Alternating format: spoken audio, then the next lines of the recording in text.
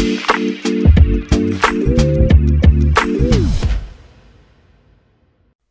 right, we're back here on the Chase Thomas podcast, where I'm now joined by Jay Bilas of ESPN. Jay, good afternoon, sir. How are you?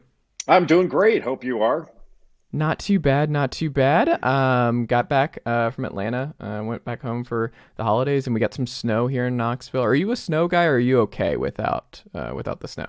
I am better without snow. I can tolerate anything, but I grew up in Los Angeles, and 70 degrees and sunny on Christmas Day is that's my wheelhouse. Okay, I like it. I want to start by asking you about Duke, Jay, because obviously most losses. What was the stat that I saw where it's like the most losses before January 1st in like 40 years, something like that, early 80s? I think was what Gary Parrish said on college basketball, something like that. But either way, the sky is not falling for Duke basketball, but they have stumbled a little bit early. What have you seen for year one with Jon Scheyer and this group that maybe some people are missing, and why you're optimistic that they can figure things out come ACC play? Well, because they're young and they're really talented, and I think they're very well coached. I mean, the losses they've suffered, they've played a really difficult schedule. So, losing to Kansas by a small amount, that nobody's beaten Purdue. So I don't think they're in they're not in poor company there. I'm trying to remember, who else they've lost to. But they're lost. Wake Forest came on the road, and they've had their struggles there, and had some really close games. And Wake's played really well. So I'm not sort of down on Duke at all. That was a surprising stat, though, if that's true. That the most losses they've had, prior to January 1, I'd find that kind of hard to believe given the years they've had.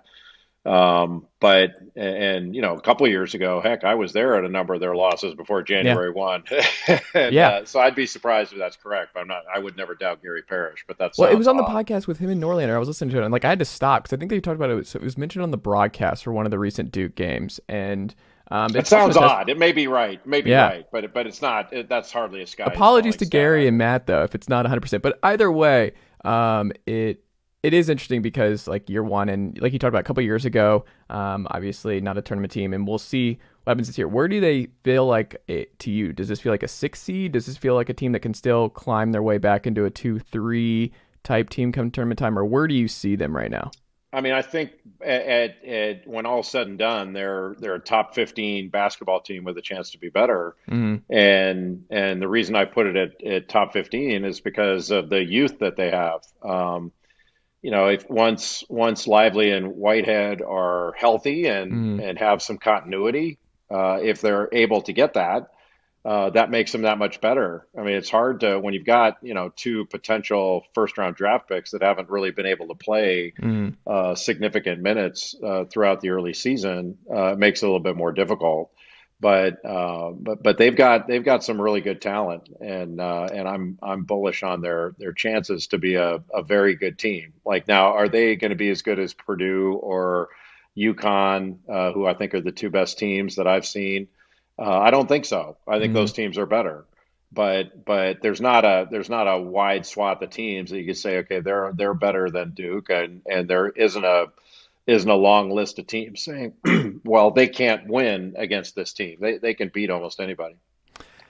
Who do you think has the best opportunity to break out in ACC play on this roster right now? Who are you betting on to break through and have a really good ACC run on Duke's roster right now?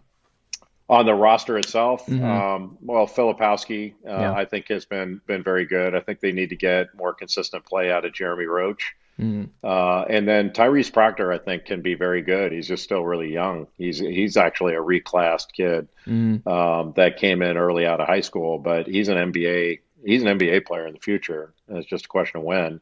So they're good, and I don't have any doubts, that they'll continue to improve throughout the course of the season. But nobody's going to go through this whole thing undefeated. We're gonna see teams. We're gonna doubt. There's not a team out there that we're not going to doubt at some point. That's kind of just the way this season's going to go. But the two teams I have the least doubt about are Purdue and UConn. Well, we'll get into UConn in a second because I wanted to pick your brain on them. Last thing on Duke, though. What's the biggest difference that you've seen that John Scheyer has already implemented that's a little bit different than what you've seen for so many years with Coach K actually on the floor? What are some different wrinkles you've noticed? They're doing a little bit. There's some differences in the way they run ball screen actions and sort of the spacing that they use. But I don't see a bunch of like, oh my God, things have changed type of deal. They're more of a containment defensive team, but that's because of personnel more than anything. I think there'll be times in the future when they'll be able to get out in passing lanes and be more of a pressure defensive team. They're not a team that gets a lot of steals right now because they're so big. They don't need to press out right now. They can, but it's not necessarily who they are. So they're defensively, I like the makeup of their team. But to be, they're not a knockout punch team just yet. Because of some of the personnel losses that they've had, but I like the way they play. Obviously, I'm a UT alum and here in Knoxville and watch a lot of UT basketball games up close. But I'm curious from what you've seen from Tennessee. Obviously, the defense is there with Rick Barnes' group, and this is maybe the best defensive team he's had thus far. The offense is a question. We'll see what happens with Josiah Jordan-James this week and if he's able to go. And that's just such an important part of where they can get offensively. But based on what you've seen thus far from Tennessee, do you see enough of an avenue for this offense to get good enough to make a deep tournament run, or do you still just have too many questions about how they match up offensively come tournament time once again? I don't think it has to do with questions that you may have or I may have. All you have to do is watch it. They're just not consistent offensively. And when you've got so many guys, like they get a lot of second shots, which is good because they miss a lot of their first ones. And they're not a good finishing team. They shoot a ton of threes and they don't make them at a high rate. But because they defend so well, they can absorb an off night and still win. And when they do hit shots, they're gonna win. But they're just inconsistent. They're not a consistent shooting team. And that has nothing to do with the schemes that they run, the kind of shots that they take, things like that. They just don't have a ton of really good shooters, and they've got some guys that can make shots and that I would call streaky. I think Keys probably, if they had a horse game, he'd win. But they don't, and a number of the guys aren't good. A number of their players aren't good around in finishing in 2-point range. Yeah, and so that. Inconsistency there, and all these numbers include their offensive rebound stickbacks now, which they get a fair amount of. Last time I checked, it's been a while, but they're in the top 2 or 3 in offensive rebound percentage. And now if you hit more of your first ones, that'd be really good. Those numbers would be really good, but they just don't hit enough of them. And I think when you get into the later parts of the season, when other teams are going to be more proficient scoring against your defense, that defense is spectacular. The numbers are off the charts, but some of those numbers are created against teams that can't score anyway. So not everybody. I mean, they've performed consistently well against just about every team they've played on the defensive end. They're hard to score against. But I don't know. Like, I think when you watch Tennessee play in their best games, you're going, who's going to beat these guys? But if you watch every game, you're going to go, okay, I can see it. Yeah. And that's true of a number of teams out there. But with the way the games are being the way the games are officiated, you can go after people defensively, and that bodes well for Tennessee, I think. Yeah, it's just going to be pulling teeth every week, I think, against the big dogs. It's just, I don't see the offense and the shot makers just being there, and we'll see. If Josiah Jordan-James' knee is not right all year, I don't see the path. Like, he's just so important at the top of the key, and he's probably their best shooter. Santee's having his worst shooting season thus far in his Tennessee career. So we'll see if that keeps up, but if that's a shoulder thing, because he had his shoulder issues, we'll see if that keeps up. But Barnes will adapt. Like, he did one game of Zakai Ziegler in the starting lineup, and he was like, yep, that's done. That's literally never happening again. Zakai, you're never starting once again. But we'll see what happens with Tennessee. We talked last time about officiating, and you just mentioned kind of team styles like Tennessee with their aggressive defense being a huge boon to them for success with the way the game's officiated.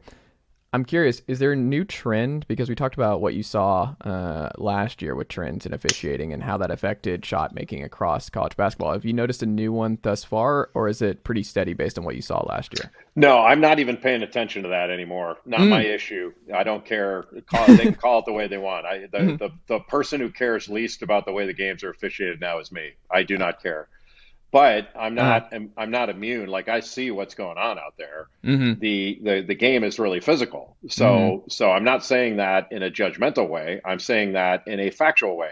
Mm-hmm. So if it's physical, be more physical. Mm-hmm. And I think you hear it. So you don't need to listen to me. Listen to any coach that talks about what it takes to win. The first thing they say is we got to be more physical.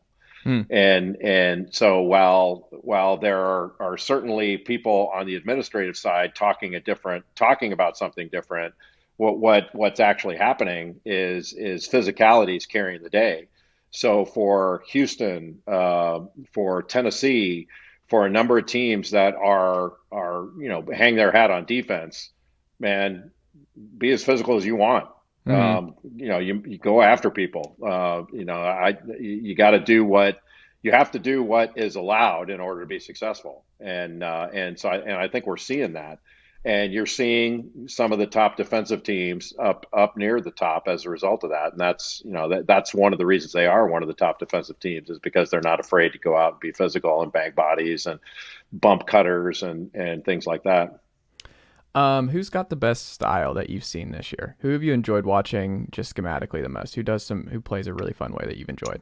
Um, Purdue, Mm. it would be at the top of that list, and then UConn. Now, those are the teams I mentioned. I think are the two best. I really enjoy watching Alabama play. Mm. I think they're really good, and I think Arkansas. If Arkansas were healthy, I would really like to see them play. I mean, Nick Smith Jr. hasn't been healthy all year. He's Mm. played a few games, but that's it.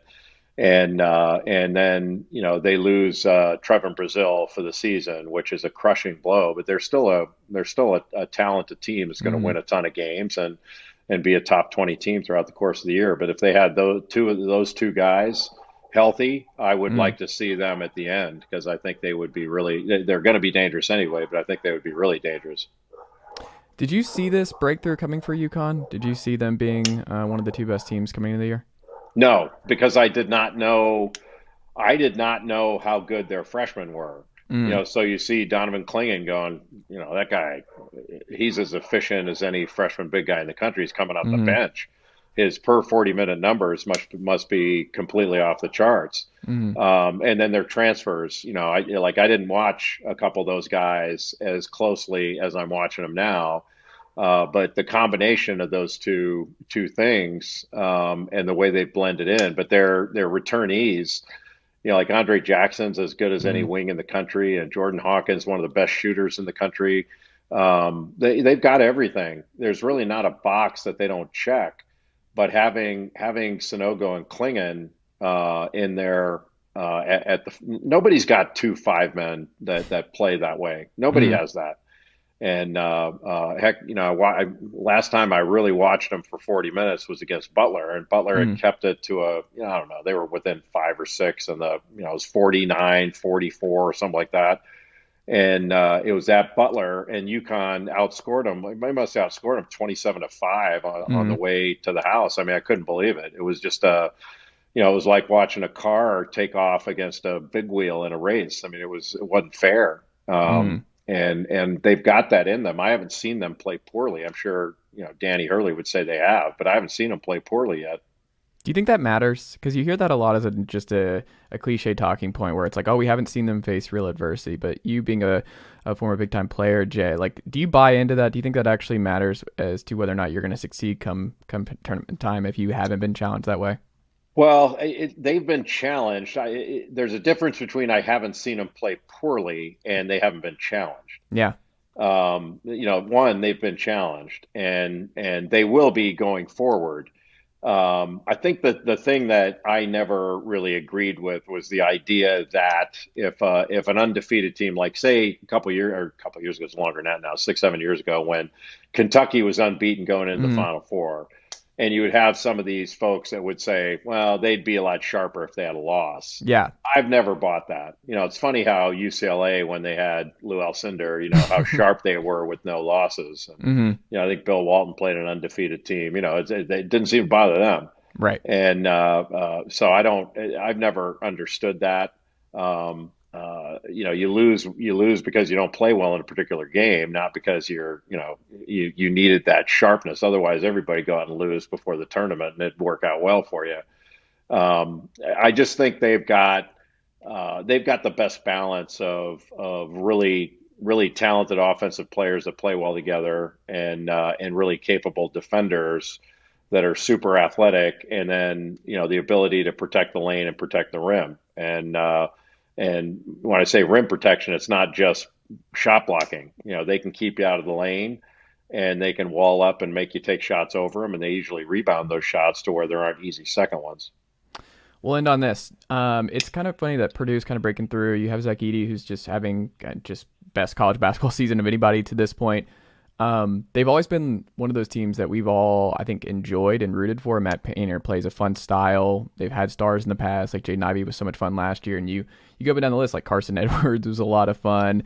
The offense has always been there, but the defense has. And you look at it this year and you're like, defense is a little bit better. And if the defense can get to a certain point, you're like, okay, the offense is always going to be there, but you wondered about the defense and if they were ever going to be good enough to win enough, be good enough defensively to make a deep run.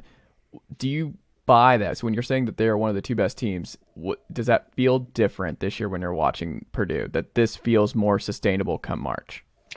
I don't. I guess I'm like everybody else in a way where I'm sure that there are past performance issues that creep into the back of my mind about things. I mean, Mm, I can't say my brain doesn't allow that, but it's pretty rare that I allow that stuff to affect the way I view things right mm, now. Like, first of all, it took an extraordinary thing by Virginia, with Kihei Clark, and a few years ago with after that missed free throw, for them mm, to not be in the Final Four that year yeah. in, what was it, 19? Mm, So otherwise they would have been there in a heartbeat. And last year lost to St. Peter's when I didn't think they should have. But I think they have what it takes this year. They are not an older team in the backcourt. mm, They've got freshman guards, but they've got such good depth.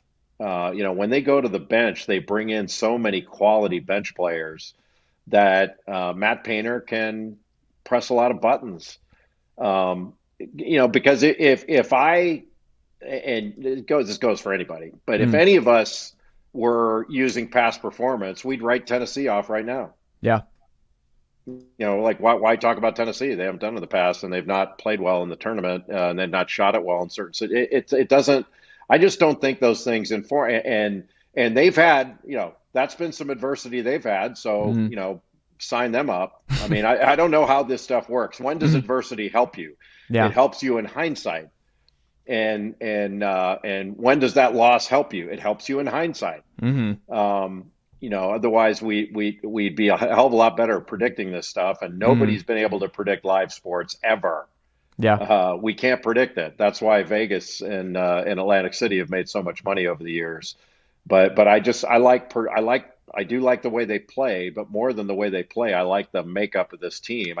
There is a function of some of their youth that say, okay, in some of these situations that may show up in a given game, but man, it hadn't showed up yet. They've played. I've seen them in some pretty tough spots, and they've responded in a way.